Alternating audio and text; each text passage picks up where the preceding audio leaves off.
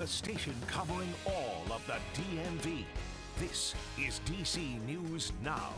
Well, good morning, DMV. It is a DMV First Warn Day, and that's because we are waking up to some windy conditions out there. But hey, at least we'll get the sunshine today. Definitely keep it here. We'll time out your Saturday in just a bit.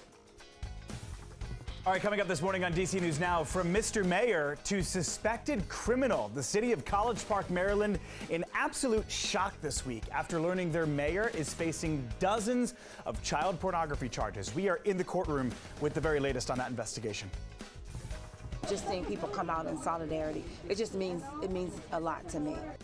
Plus, seeking justice. What brought this group to show up last night demanding answers in Virginia's largest county? And speaking of Virginia, pressing pause. Remember that highly anticipated Amazon headquarters in Arlington? Yeah, its future now uncertain after a major announcement yesterday. Our political and government reporter breaking down what's happening and whether or not HQ2 will ever be a possibility again. All right, it is 7:59 this Saturday morning. We're taking you live outside to Cumberland, Maryland. We have a live cam up there of I-68 East. The reason why we're showing, oh no, it froze? Yeah, you don't see the little circle? Yes, I do. Well, I do now. Thanks so much for pointing it out. Brittany Ward, who is here. You're welcome. Let's get out to Brittany Ward and myself then. Brittany, I know that you're tracking very, very windy conditions across the entire DMV. Some places, including Cumberland, Maryland, it got to like upwards of 60-mile-an-hour wind gusts today, huh? Yeah, you know, we're still getting the storm reports in, Joe, but overall it's going to be a windy day out there when you are stepping out the door, and it's all thanks to that low that is now off to our north, giving New York, portions of New England, and even Maine, that rain and that snow that we saw yesterday. Now we're on the backside of it, and yes, we are going to be dealing with the winds as we head through the rest of your day today. Now, across the higher terrain, you guys are already seeing gusts upwards of 60 miles per hour, which is why the National Weather Service has issued a high wind warning. It is set to expire about 4 p.m., not only in the higher terrain, but also along that Blue Ridge. So definitely keep that in mind if you are going to be heading out outdoors today, whereas though the rest of the DMV, you guys are under a wind advisory until about 3 p.m. We can see winds gusting upwards of about 40 miles per hour, but those winds will begin to die down as we head into those evening hours, and then sunshine returns for your Sunday. So definitely keep it here, Joe. We'll time everything out for you guys in just a bit. We will stick right here. We're not going anywhere. Brittany Ward to start us off there from the Weather Center. Brittany, thank you. We begin with that news that has completely rocked the College Park community this week. The city's now former mayor, Patrick Woyan, will be spending the weekend in jail, as you see his mugshot right there, after being arrested on over 50 child pornography charges. Woyan's bond hearing was postponed to this upcoming Monday. And in the meantime, new court documents into our newsroom show very, very disturbing info about these alleged videos involving young boys. Our Prince George's County reporter, Yamarie Sisse, spent the day at the courtroom yesterday. She has the latest on the investigation and the potential for more charges that could still come. Yeah, these court documents reveal graphic details of the videos investigators say Patrick Woyan had in his possession and also shared with others. Many of these videos involving young boys, and this was all done using a Kik Instant Messenger account. Now, I was able to speak to a local children's advocacy group, and they tell me they're not surprised.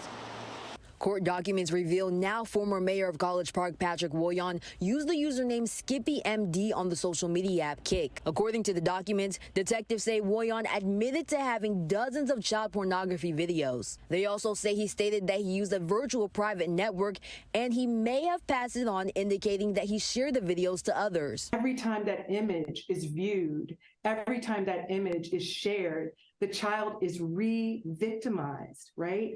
And it's almost impossible to pull those or get those images back. So that is one reason. It's just a devastating and heinous crime. When police searched Woyan's home on Tuesday, they say they recovered several devices containing these videos in a password-protected folder. They also found 2 graphic photos he took of himself on the Kik account. Michelle Booth-Cole with Safe Shores, a D.C. Children's Advocacy Center, says this is no shocker. We have to get beyond thinking that because people hold a certain title, or they have a certain income, or they have a certain stature, you know, that they wouldn't ever do these things. She encourages parents to create a safe space for their kids. We have to create a space where they can tell us the things that are happening with them, which is why we have to educate our children from an early age, tell them about these things that happen, that can happen. Safe Shores also offers training to help adults. That training teaches adults how to recognize, prevent, and respond appropriately to child sexual abuse.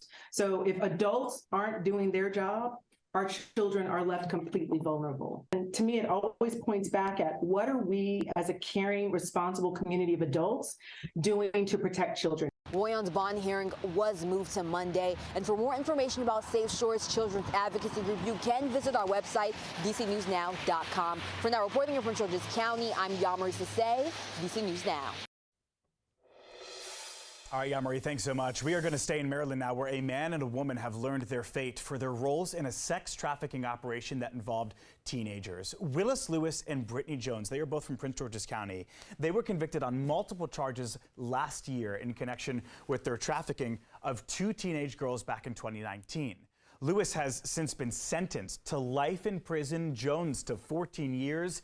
Each of them was ordered to pay $17,000 in restitution to the victims.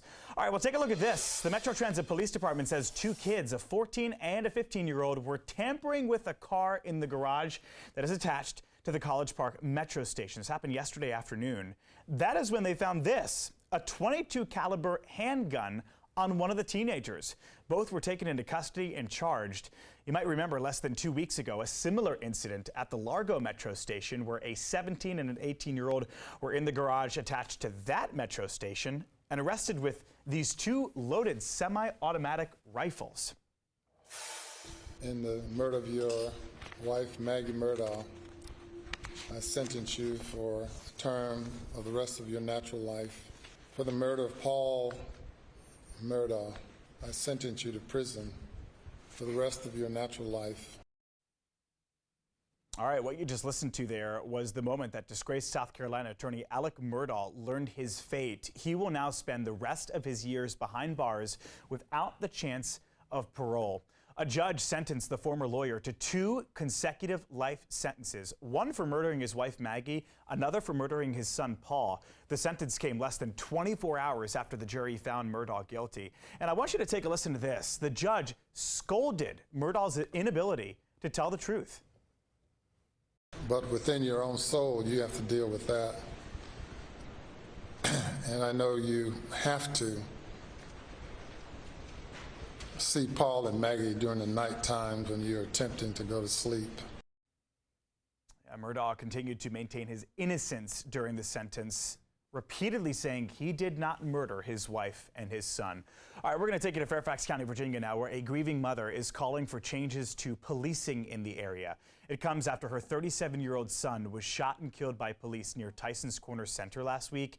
And last night, people from across the DMV gathered at the Fairfax County Government Center, many holding signs saying justice for Tim J. Our Max Marcillo was there. He spoke one-on-one with Johnson's family. These raindrops, beloved, are merely the teardrops of our ancestors. Through the rain, family and friends of Timothy Johnson and community advocates held candles and shared memories of the 37-year-old who was shot and killed by Fairfax County Police last week. If you knew him, you would love him. He might get on your nerves, but you were going to love him, and I just want him to be remembered. Melissa Johnson is Timothy's mother, and she says the end did not justify the means. Police accused Timothy Johnson of stealing a pair of sunglasses and chased him into the woods near the Tyson's Corner Center, where they shot and killed him. Johnson did not have a weapon, and it's still unknown what prompted the 2 veteran officers to fire their weapons. Let's see the unedited video.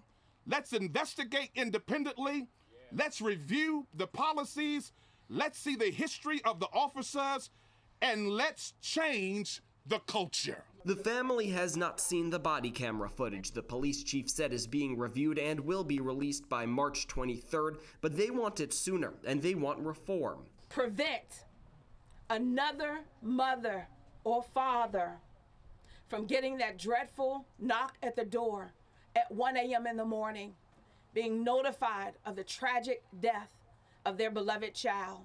This vigil comes as Fairfax County Police reveal it is partnering with a DC-based organization to examine the 7 times an officer shot someone since 2021. They're also looking at an 8th incident where no one was hit. Do you think that's a good idea? Do you think that's enough? I think I don't have a comment about that. Let the police take care of what they need to do to earn public trust or to police themselves. I don't have a comment about that. The Johnson family attorney says he wants the county police department to create a policy on foot pursuits. He believes some type of guidelines on foot pursuits could have been another layer of protection in this incident if it were in place a week and a half ago. All right, breaking overnight, Tom Sizemore from Saving Private Ryan has died at the age of 61 after being taken off of life support following a brain aneurysm back in mid-February. Sizemore became a star in the 1990s with acclaimed appearances in Natural Born Killers and Michael Mann's cult classic crime thriller Heat. But his career took a downturn as he faced multiple domestic violence and drug convictions. We have more on our website at DC News Now. All right, your time now 8:09. We are learning more about a skin lesion that was removed from President Biden's chest last month. Turns out it was basal cell carcinoma, a common form of skin cancer. Dr. Kevin O'Connor, the White House physician, says, quote, all cancerous tissue was successfully removed, close quote. He said that no further treatment is required. O'Connor says basal cells don't tend to spread like other cancers, but they could grow in size, which is why they were removed. We are told the president will continue regular skin screenings as part of his routine health plan. Your time now 8:10. Brittany Ward hanging out there in the Weather Center. But before we get to Brittany Ward, we do want to take you outside again, so that way you can see how the wind is just bustling, not just the camera, but the trees there in Cumberland, Maryland. I mean, take a look at that. This is I-68. At exit 33, again in western Maryland. As you see up there on your screen, the winds are whipping in western Maryland right now. If you don't have to be on the roads, you don't necessarily want to, because you can kind of feel like a pilot piloting a plane through some turbulent winds there. We are also following reports of a downed tree, and we'll keep you updated as we learn more of that.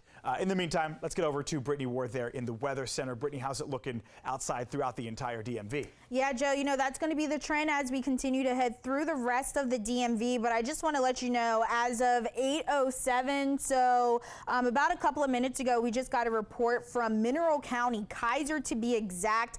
The National Weather Service just put out this report saying they received at least 72-mile-per-hour wind gusts right there as of 8 o'clock. They are also saying that there are numerous trees down along the area. So again, heading out the door, just make sure you are taking your time when you are getting to where you need to be. Now, the good news is these winds will continue to die down as we head through the rest of your day today, and those temperatures, well, they're going to be on the warmer side. Take a look at your morning planner here in the nation's capital. Upper 40s by 9, lower 50s as we head into the rest of the afternoon. Still going to be dealing with those winds, but again, later tonight is when we finally get a break. So definitely keep it here, Joe. We'll time everything out for you guys in just a bit.